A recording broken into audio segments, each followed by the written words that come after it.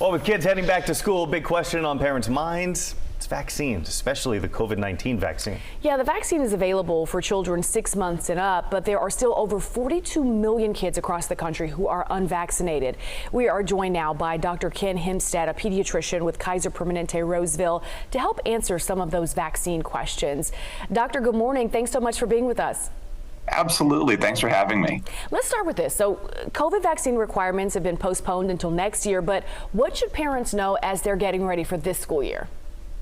Absolutely. Well, there's a lot to get started with for the school year, including vaccinations. Most schools have been pretty good about letting parents know if the generally required vaccinations are due for your children. Usually that's at 7th grade entry and kindergarten and TK entry. And yes, while the COVID vaccine is not a requirement, we really want to encourage folks to have a conversation with their doctors about it. Now, with the new variants that we're seeing out there, should parents wait until there's a modified booster shot in the fall that matches those recent variants? What are you recommending?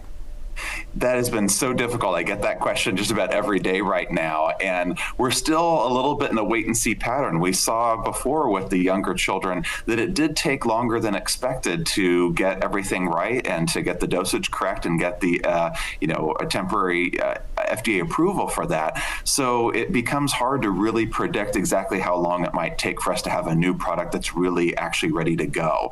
So typically our recommendation is get what you can now. Have a conversation with your pediatrician or doctor about what they have available for you. Dr. Hemstead, I'm a parent. I have a 3-year-old and she'll be 2 on the 24th of this month. I know that there are a lot of questions and concerns from parents, especially of younger children, about perhaps the side effects. How do you work to ease those fears and really calm the parents' anxiety about the unknowns about this vaccine? I think it's really, really tough. This is new for everybody, and those concerns, I think, are totally understandable. I've certainly been comfortable with giving the vaccine to my children. I have 3 kids, and have certainly not seen problems in the children that I've given it to in our clinics. And so I think that's very, very encouraging. And I think that it really does boil down to trust with your individual provider and having a conversation with what they've seen, because it's really tough with all the different information out there for parents to make a good choice. Now, besides COVID, there are some other vaccines that children may need to get. So what are some of those that are going to be required?